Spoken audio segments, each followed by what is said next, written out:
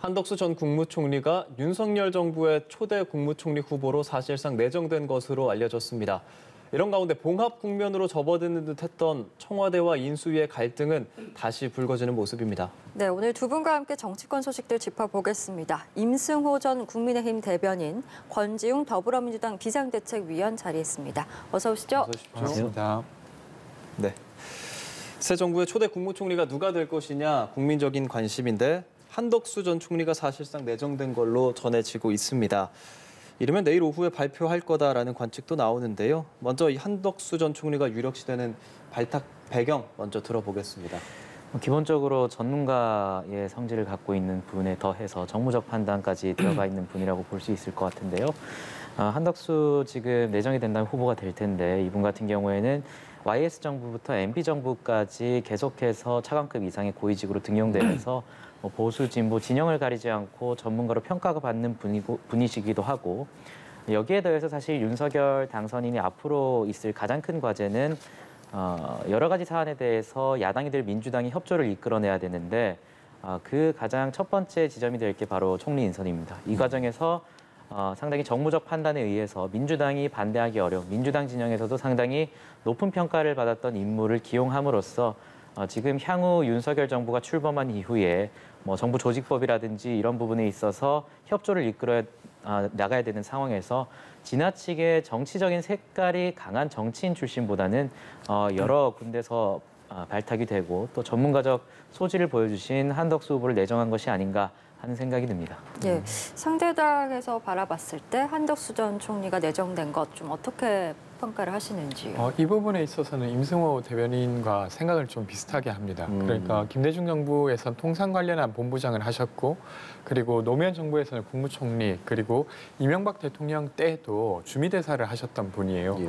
그래서 국정 경험과 관련해서는 전문가라 할 수 있고 뿐만 아니라 사실 경제 영역과 통상 영역에서 역량이 출중하다고 할 수 있습니다. 그래서 윤석열 당선인의 어떤 팀이 국정 운영을 잘할 수 있을까 이런 어떤 의문도 조금 있었는데 이런 것을 보완할 수 있는 분이 아니실까 이런 생각이 듭니다. 예, 한 전 총리 같은 경우에는 말씀해주신 것처럼 이제 지난 2007년에 이미 총리 후보자로서 국회 인사청문 절차를 무난히 또 통과한 부분도 현재 이 여소야대 정국에서 좀 장점으로 꼽혀왔는데 글쎄요 인사청문회도 좀 무난히 통과하리라고 예상을 하십니까? 어떻게 좀 보십니까? 물론 이게 제가 이제 인사청문회를 직접 하는 건 아니지만 저는 그때 이제 국정을 운영하시다가 이제 쉬시는 동안에 특별한 일이 없으셨다면 아마 무난하게 통과하시지 않을까 싶습니다. 그 사실 민주당에서도 그 새로운 정부가 꾸려지는 데 있어서 계속 반대하거나 그런 건 아니에요. 근데 다만 이제 윤석열 당선인 측에서 좀 무리하게 이명박 대통령 사면이라든지 아니면 집무실을 5월 10일까지 꼭 옮겨야만 한다든지 이런 부분에 있어서만 좀 의견을 드렸던 거라고 생각됩니다. 네, 한덕수 전 총리가 일단 내정된 걸로 전해지고 있고 또 발표하는 것도 지켜보고요. 이런 건데 윤 당선인의 홍보 특보는 이진 전 청와대 행정관이 내정된 걸로 알려졌습니다. 노무현 전 대통령 재임 시절 기록 비서로 활동했었던 인물이잖아요. 의미가 또 있겠죠. 이진 행정관 같은 경우에 사실 기자 출신이고 또 블룸버그 통신에서 일한 바가 있는 또 외신에서 일하신 경험이 있으신 분이고 말씀하신 대로 노무현 정부에서 국정기록 비서관실에서 약 2년 정도 근무한 것으로 알려져 있습니다. 그 이후에는 경기도 정책자문관 이런 공적인 활동을 하신 분인데 사실 한덕수 총리도 그렇고 총리 후보도 그렇고 이진 행정관 후보도 그렇고 사실 윤석열 당선인의 어떤 인사를 기용하는 스타일이 조금 반영될 수도 있는 부분이라고 생각을 해요. 사실 후보 시절부터 윤석열 당선인은 자신이 이제 막 정치에 도전한 신인이기 때문에 정치적 채무를 지지 않은 인물이기 때문에 노무현 정부를 비롯해서 문재인 정부에서도 훌륭한 성과를 보인 부분이 있고 또 계승할 부분이 있다면 그것은 당연히 취할 수 있는 장점이 있다라고 여러 번 말씀하신 바가 있고 또 그것을 지금 총리 인선 과정이라든지 아니면 이진 행정관 이런 부분에서 실제 행동으로 보여주는 바가 있어서 앞으로 민주당 입장에서도 윤석열 당선인의 이런 행보에 대해서는 쉽게 평가절하하기는 힘들 것이라고 보고 또 다만 우려할 지점도 있는 것 같습니다. 어쨌든 지금 윤석열 정부는 국민의힘 정부이고 여당은 국민의힘이 될 예정이기 때문에 보수와 자유라는 철학에 있어서는 흔들려서는 안 되거든요. 그래서 지나치게 또 통합이라는 것에 집중하다가 지나치게 좀 자격이 없는 분을 민주당에서 끌어오는 형태로 그런 식으로 진행하게 된다면 과연 이것이 보수 정부가 맞는가라는 철학에 또 근본적인 비판이 있을 수 있어서 윤석열 당선인이 그 사이에서 어떤 절충점을 잘 찾아가는 것이 큰 과제가 아닐까 생각합니다. 노무현 기록 비서에서 윤석열 정부의 특보로 이런 인사 선임 보고 위원님 어떤 생각하셨어요? 사실은 이제 뭐 어떤 국정 운영의 경험이라고 하는 게 특정 진영의 전유물은 아니지 않습니까? 그래서 그 경험을 했던 사람이 또 다른 진영에서 또 쓰임이 있다고 하면 저는 그것은 부정할 필요는 없다고 생각합니다. 네. 그래서 이렇게 이제 국정 운영의 경험이 새로운 정부를 만들어지고 안정화되는 데 또 도움이 된다면 저는 좋은 일이라고 생각하고요. 다만 이제 예를 들면 윤석열 당선인께서는 노무현 대통령의 정신을 계승하겠다고 이렇게 이야기하셨어요. 예. 근데 지금 최근에 이제 국회에서 다투고 있는 것이 중대선거구제, 그러니까 기초의회에서 중대선거구제 도입을 위한 것인데 노무현 대통령이 이것을 어떤 토대를 닦았고 그리고 윤석열 당선인 또한 사실은 다당제 필요하다 이렇게 말씀하신 바 있습니다. 예. 근데 정작 이런 데에 있어서는 전혀 협조가 안 되고 있어요. 네. 그리고 인사에 있어서도 지금 이렇게 몇 분 이야기되는 것뿐 빼고 인수위의 대부분은 50대 서울대 출신의 남성으로 구성되어 있습니다. 그러니까 뭔가 젊고 새롭고 미래로 나아가는 느낌보다는 과거에 머물러 있고 안정적이긴 하나 새로운 것을 하기 어려워 보이는 인사 스타일이기도 한 것 같습니다. 예, 알겠습니다.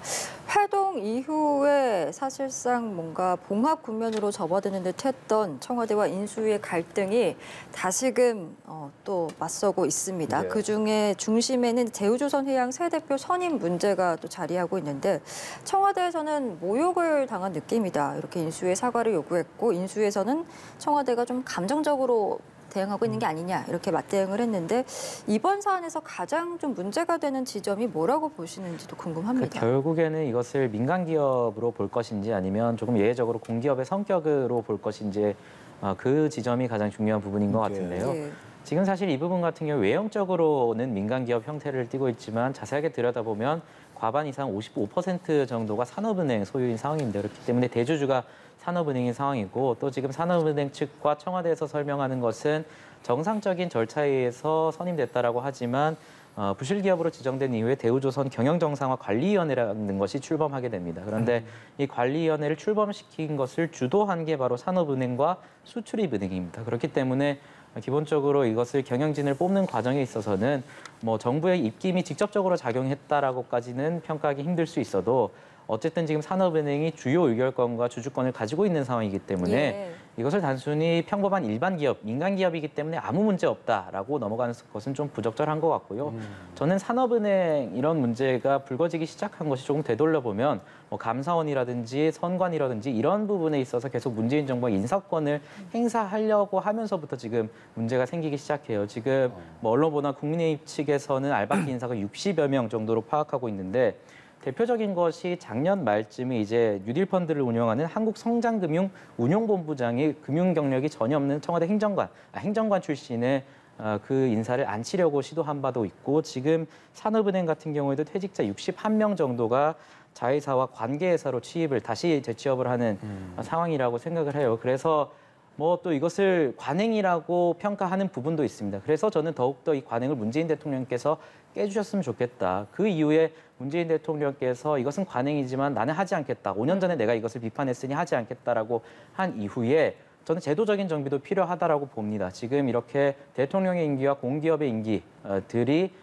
일치하지 않는 그런 제도적인 문제 때문에 발생하는 부분이 있어서 문재인 대통령과 민주당이 분명히 5년 전에 이런 부분에 있어서 강도 높게 비판을 했고 지금 와서 뭐 윤석열 당선인께서도 마지막에 하라 이런 식의 어떤 논리는 국민 정서가 굉장히 동떨어져 있다고 봐요. 그래서 이것을 서로 관행이다. 너희도 옛날에 그랬잖아라고 이렇게 또 싸움을 할 것이 아니라 문재인 대통령께서 이 관행을 끊어주시고 그 이후에 입법적 정비를 통해서 대통령의 임기와 공기업의 임기를 일치시키는 그런 제도적 정비가 필요하다는 것이 저는 국민적 여론이라고 봅니다. 예. 권 의원께서는 좀 어떻게 보시는지요? 저는 뭐 이 부분은 상호 내로남불이라고 주장할 부분이 다 있다고 생각합니다. 예를 들면 문재인 대통령 측에서는 뭐 물론 그 문재인 대통령 입장이라기보다 제가 보기에는 사실 황교안 권한대행이 사실은 박근혜 전 대통령이 파면당하면서 권한을 갖고 있지 않았음에도 불구하고 마사회장을 임명했어요. 근데 그런 부분에 그런 걸 다 해놓고 지금 와서 우리 보고는 왜 하지 말라고 하냐라고 할 수 있을 것 같아요. 근데 저는 이 문제의 핵심은 어떤 거냐면 지금 인사권을 가진 건 현직 대통령이 문재인 대통령입니다. 예. 그리고 이제 앞으로 대통령이 될 분이 인사권에 있어서 협조를 요청해야 하는 것이죠. 이 부분에 있어서는 이런 걸 좀 반영해달라. 뭐 이렇게 해야 될 상황인데 그게 아니라 되려 자신이 이미 권한이 있고 너가 되게 잘못하고 있다는 방식으로 접근하고 있어서 되려 될 일도 안 되고 있는 것 같아요. 한행 총재만 해도 사실은 어느 정도 협조를 해서 인사를 하려고 했었는데 윤 당선인께서는 그건 우리랑 협조한 게 전혀 아니다라고 하면서 또 이걸로도 한번 다툼이 있었지 않습니까? 예. 그래서 그런 부분을 되려 협조를 요청하는 태도로 서로 문제를 좀 풀어갔으면 좋겠다 싶고요. 근데 저는 임승호 대변인께서 지적하신 어떤 전문가가 아닌데도 불구하고 그 사람을 인사하는 것은 저는 부적절하다고 생각합니다. 그것이 현재 문재인 대통령의 권한이라 하더라도 그런 일은 좀 줄어야 하지 않을까 싶습니다. 예. 인사와 관련해서 계속해서 소통과 협조가 안 되면서 앞으로 남은 공공기관 인사에 있어서도 계속해서 갈등이 이어지는 게 아니냐라는 우려의 목소리도 여전히 나오는 것 같습니다. 사실 뭐 이 문제가 계속해서 불거져서 뭐 지금 옷값 문제라든지 이런 부분까지 지금 확산되고 있는 형국인 것 같은데 사실 이 문제는 정권 교체가 될 때마다 좀 비슷하게 일어난 상황이었습니다. 사실 권 비대위원께서 저렇게 말씀하셨지만 5년 전에 또 저희가 또 민주당의 당시 인사권은 우리에게 있다라고 또 말한 바가 있고 그래서 이 문제는 좀 입법적으로 조정이 필요하다고 보고 이명박 당시 당선인과 노무현 대통령 당시 대통령 같은 경우에도 사실 인사권과 관련해서 굉장히 좀 강도 높게 서로 기싸움을 하는 그런 모습을 보였고 마지막쯤에 가서 이제 이명박 대통령 측에서 인수위 측에서 3차례 정도 자제해달라라는 요구를 했고 노무현 대통령께서는 좀 특유의 좀 직설적인 화법으로 내가 2번 정도 자제하겠다고 얘기했는데 한 번만 더 나한테 얘기를 하면 내 맘대로 하겠다라는 좀 직설적인 표현까지 써가면서 굉장히 좀 충돌이 커졌었는데 이 이후에 이명박 인수위와 노무현 대통령 측에서 굉장히 좀 지속적인 소통을 통해서 경찰청장 인사부터 굉장히 좀 매끄럽게 진행이 되고 마지막쯤에 노무현 대통령께서 당시 대통령께서 퇴임할 쯤에는 청와대를 이명박 당선인을 위해서 또 재정비를 해주고 이런 어떤 국민적으로 평가를 받을 수 있는 행위들을 많이 하셨거든요. 그래서 저는 지금의 청와대 윤석열 당선인 측도 지속적인 소통의 문제가 좀 필요한 것 같습니다. 이 문제와 관련해서 지금 누가 더 잘했다, 누가 더 잘못했다라고 계속 얘기하는 것이 국민적 입장에서는 굉장히 좀 피곤하게 느껴질 수 있기 때문에 공식적인 브리핑 자리에서 어떻게 논박을 주고받는 것보다는 협의와 좀 협조를 통해서 현명하게 해결하길 바랍니다. 예, 국민적으로 걱정을 하는 게 갈등이 이 정도에서 끝나는 게 아니라 여기에 더해서 옷값 의혹, 아까 잠깐 언급을 해주셨지만 이 김정숙 여사의 옷값 의혹, 특활비 공개를 두고도 계속 갈등이 이어지고 있어서요. 이 부분에 대해서 권 의원님의 생각 먼저 여쭙겠습니다. 그러니까 저는 만약에 특활비를 가지고 좀 사적으로 이것이 유용됐다고 하면 저는 이거 문제라고 생각합니다. 그리고 이것에 있어서는 앞으로도 취재가 필요하다고 보고요. 근데 지금의 상황은 특활비로 옷을 샀다는 증거가 없는 상황입니다. 그래서 저는 증거가 없으면 다루면 안 된다 이렇게 말씀드리고 싶은 게 아니라 그럴 만한 정황이 이제 확인되면서 그리고 그 정황을 찾기 위해 노력해야 되는 거지 지금 되게 여러 벌의 옷을 입었는데 그 돈을 개인이 다 살 수 있었겠냐라고 하는 아주 막연한 의혹적 상태에서 이것을 계속 평하고 논하는 게 정말로 적절한 일인가? 되려 이제 신구 갈등을 더 부추기는 역할을 하고 있지 않나 이런 생각이 좀 들고요. 특활비 관련해서는 사실 특활비라고 하는 어떤 이 예산의 특성상 공개할 의무가 없는 상황입니다. 법에 의해서. 근데 그럼에도 불구하고 문재인 대통령의 특활비 같은 경우는 감사원 감사를 따로 받았고 거기에 지적사항이 하나도 없다고 확인되었습니다. 만약에 이것을 공개한다고 하면 법률에 의해서 저는 앞으로 공개하면 좋겠다 싶습니다. 근데 아직 그런 상태가 아닌데 유독 이 특활비가 아주 문제인 것처럼 단정지어서 논의되는 건 저는 좀 위험하다고 봅니다. 네, 이 부분의 생각 그리고 특활비 공개해야 한다고 보시는지요? 특활비 문제 문제와 관련해서 원칙적으로 권비대 의원께서 공개할 의무가 없다라고 말씀을 하셨지만 저는 그렇다면 과연 5년 전과 7년 전에 왜 박근혜 당시 대통령과 윤석열 당시 총장에 대해서는 147억이라는 어떤 특활비가 존재한다라고 민주당 측에서 추산을 해가지고 공개하라라고 요구를 했는지 잘 모르겠어요. 지금 사실 검찰 특활비 같은 경우에도 뭐 수사 기밀이라든지 이런 것들이 당연히 들었을 텐데 그래서 5년 전과 7년 전에 어떤 문재인 대통령과 민주당이 기준했던 굉장히 낮은 어떤 그 검증 잣대라는 것이 낮게 설정이 되었기 때문에 그것이 지금 되돌아오고 있는 형국이라고 생각을 하고 박수현 수석 같은 경우에도 우리도 지금 억울하다. 공개하고 싶은데 정말 자신 있는데 하지 말라고 한다라고 얘기를 하고 있지만 사실 서울행정법원의 판결 요지를 보게 된다면 당시에 청와대가 항변을 한 것이 특활비와 관련해서 집행 내역이 존재한다라고 항변을 했고 그렇다면 서울행정법원 측에서는 거기서 주요 사실이 변경되지 않았다면 그러니까 그것이 수령증이라든지 이런 것들이 보유하고 있지 않다라는 새로운 증거가 없다라면 공개해야 된다라고 공개적으로 판시를 한 상황인데 아무 문제가 없다라고 하면서 법리적 판단이 없었다라고 박수현 수석이 그런 취지의 발언을 하는 것은 조금 국민들을 오도하는 측면이 있다라고 생각을 하고 저는 그리고 이 문제와 관련해서 굉장히 청와대의 태도가 지금 굉장히 어떤 태도를 어떤 이러한 사안에 관련해서 조금 이슈를 키우고 있는 측면이 있다고 봅니다. 탁현민 비서관 같은 경우에는 인터뷰에 나와가지고 뭐 카드로 썼다라고 하다가 현금을 사용한 게 밝혀지니까 뭐 세금 계산서라는 걸 뗐다라고 하니까 또 명장 측에서는 영수증 요청한 적이 없다 이런 식으로 계속 확산이 되고 있고 이게 또 곤란해지니까 현금은 예우 차원에서 지급한 것이다라고 얘기를 해요. 예우와 현금이 저는 무슨 관계가 있는지 모르겠는데 그러니까 이 문제와 관련해서는 말씀하신 대로 특활비에 옷값이 존재한다는 것은 특활비가 이렇게 공개되기 전까지는 저희는 알 수 없는 사실입니다. 하지만 지금 사비와 관련해서 청와대가 사비를 지출했다면 그것은 계좌라든지 이런 것을 빠르게 공개함으로써 잠식시키고 갈 수 있는 문제임에도 불구하고 어쨌든 사비로 지출했다. 특활비는 공개할 수 없다라는 태도로 나오니까 지금 국민적인 여론도 옷값이나 어떤 이런 부분에 있어서 투명하게 공개해야 된다라는 것이 조금 올라가고 있는 것 같습니다. 네, 뭐 인사 문제, 특활비 등 양측의 입장이 확연히 좀 달라서요. 그렇지만 이제 국민들이 보기에는 용산 집무실 이전 문제도 있고 어쨌든 빨리 풀어야 할 거라는 생각이 들거든요. 이 꼬인 실타래를 어떤 식으로 풀어가야 할까요?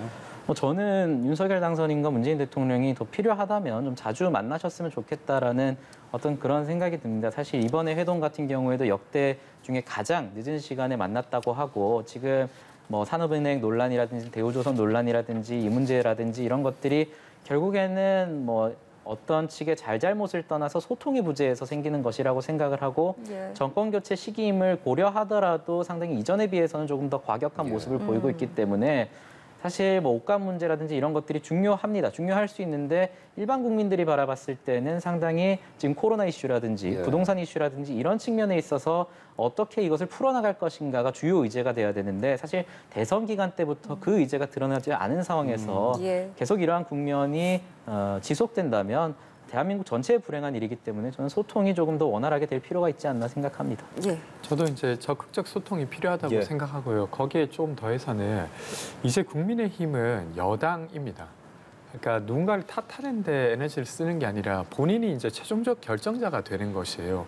그럼 그 태도로 다른 정당과도 소통해 나가야 될 것 같은데 아직까지는 그런 것 같지는 않아요. 그래서 탓할 정당들을 계속 찾아다니는 것 같은 이미지를 주는데 그것을 좀 벗어나시면 문제가 좀 더 원활히 해결되지 않을까 싶습니다. 알겠습니다. 저희 지방선거 이야기 좀 해보겠습니다. 2달 앞으로 다가오면서 정치권의 움직임도 빨라지고 있는데 뭐 최대 격전지 중 하나로 꼽히는 서울시장을 두고도 민주당 송영길 전 대표가 고심 끝에 출마를 공식화했습니다. 송 전 대표의 이런 결단 어떻게 좀 보시는지요? 일단 민주당 입장에서 서울시장에 출마한다고 하는 건 쉬운 선택은 아닙니다. 그리고 이제 전까지 이제 바로 당대표를 하셨던 분이라 더 고민이 있으셨을 텐데 그래서 일단은 출마해 주시겠다고 하신 건 되게 고마운 일이라고 생각하고요. 근데 그렇다고 해서 이제 정당의 기본 공천 절차를 다르게 이제 다른 루트를 타거나 이러기는 어려울 것 같아요. 그래서 이제 다른 서울시장 후보자들도 있기 때문에 이들과 함께 가장 서울에 적합한 후보가 누구인지, 민주당의 후보가 누구인지를 정해 나가지 않을까 싶습니다. 오세훈 서울시장의 대항마로 나온 송영길 전 대표 어떻게 좀 평가를 하시는지도 궁금하네요. 저는 뭐 당연히 본인의 의지도 있으셨겠지만 일부는 약간은 좀 등 떠밀려 나오는 모양새도 분명히 있었다라고 보는 것이 지금 권비대 의원께서도 말씀해 주셨다시피 사실 서울에 연고가 있는 분들도 굉장히 부담스러운 선거로 느낄 겁니다. 민주당 입장에서. 왜냐하면 오세훈 시장의 보궐선거 결과라는 것이 굉장히 좀 압도적인 차이에서 예. 오세훈 시장이 승리를 거뒀고 그렇다면 그 이후에 어떤 대선에서 서울에서 민주당이 이겼냐를 봤을 때도 지금 굉장히 좀 5% 차이로 패배하는 그런 결과가 나타났고 어쨌든 지금 여당은 계속해서 민주당이고 문재인 대통령이기 때문에 5월 9일까지는 그렇기 때문에 부동산 이슈도 서울 시민들의 불만이 굉장히 커지고 있는 상황이라서 민주당 입장에서는 이렇다 할 후보군이 없었다. 그래서 저는 그나마 그중에서 가장 승산이 조금 있다라고 민주당에서 판단하는 송영길이라는 카드를 꺼냈다라고 보지만 여전히 좀 해결해야 될 문제는 많죠. 송영길 시장 같은 경우는 사실 뭐 인천 지역에서 주로 활동을 하셨던 분이고 연고도 지금 인천 지역에서 강하게 있으신 분인데 경기도 지역에서 있으셨던 분인데 그렇다면 본인이 왜 서울에서 출마해야만 하는가에 대한 명분이 명확하게 서울 시민들에게 드러나야 된다고 봐요. 뭐 이거는 국민의힘에도 마찬가지일 겁니다. 사실 유승민 대표 같은 경우에도 이제 대구에서 경기도로 옮겨서 출마를 한 상황이기 때문에 하지만 뭐 전체적으로 서울과 경기도의 선거라는 것이 그래도 서울, 경기도 두 쪽 다 부동산 문제라든지 경제 문제를 어떻게 풀어나갈지가 시장과 지사의 당선 가능성을 가르는 최대 요인으로 지금 갈림길에 서 있기 때문에 이런 의제들이 화두가 되는 것은 긍정적으로 보고요. 뭐 민주당 입장에서도 송영길이라는 카드가 굉장히 유력하게 드러나고 있는 만큼 저는 정책적인 토론, 건전한 토론을 위해서 서울 시민들을 위해서 한번 건전한 토론을 했으면 좋겠습니다. 예, 대선 패배 책임을 지고 사퇴를 한 송 전 대표이기 때문에 말씀해 주신 것처럼 좀 부정적인 여론도 있고 또 전당대회를 앞두고 좀 전초적 성격이라는 해석도 나오고 있습니다. 당내 분위기 어떻습니까?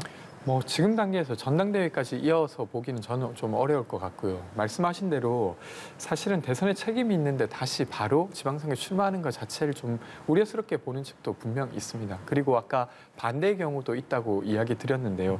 그러니까 서울시장 선거라고 하는 게 낙관하기가 어려움에도 불구하고 거기에 이제 출마한다는 점, 이 두 지점들이 함께 공존하고 있어서 경선 과정이나 이런 것들 좀 지켜봐야 되지 않을까 싶습니다. 예, 알겠습니다. 저희 대구 이야기도 해볼게요. 보수 진영 최대 격전지로 꼽히는 대구, 박근혜 전 대통령 측근인 유영하 변호사가 출사표를 던졌습니다. 그러면서 박 전 대통령이 후원회장을 맡을 것이다 이렇게 밝히기도 했는데 이렇게 되면서 홍준표, 김재원, 유영하 이렇게 3파전이 지금 예상되고 있거든요. 여기서 이른바 박심이 어떻게 또 작용을 할 것인가도 좀 주목을 받는 것 같습니다. 예, 아무래도 유영하 변호사가 공식적으로 지금 언급을 했기 때문에 후원회장을 맡을 가능성이 높아 보이는데요. 저는 그럼에도 아직까지 여론조사상으로는 지금 홍준표 의원이 조금 지지율 차이를 크게 가져가는 상황이라서 이것을 박심만으로는 어떻게 유영하 변호사가 따라잡기는 힘들 것이고 홍준표 의원과의 격차를 어떻게 줄일지가 최대 고민일 것입니다. 유영하 변호사 입장에서는. 그런데 저는 조금 대구 선거와 관련해서 좀 안타까운 지점은 분명히 있는 것 같습니다. 왜냐하면 사실 선거 때마다 뭐 그것이 총선이든 대구시장 선거든 박심이라든지 뭐 비박 친박 논란이 주요 의제로 떠오르면서 대구 시민들이 진정으로 원하는 의제가 다뤄지지 않고 있고 그것이 지금 반영되어서 뭐 경제 지표라든지 총생산 지표를 봤을 때 대구가 상당히 좀 고전을 면치 못하고 있는 상황이라서 저는 지금 대구시장에 출마하고 있는 뭐 민주당의 후보도 마찬가지고 국민의힘 후보도 마찬가지로 박근혜 대통령 논란이라든지 아니면 뭐 친박 비박 논란에서는 이제 좀 벗어나서 대구 시민들이 진정으로 원하는 의제를 좀 다뤘으면 좋겠다라는 그런 소망을 대구 시민으로서 좀 가져봅니다. 예, 알겠습니다. 국민의힘 임승호 전 대변인 그리고 더불어민주당 권지웅 비상대책위원과 이야기 나눴습니다. 오늘 말씀 고맙습니다. 고맙습니다.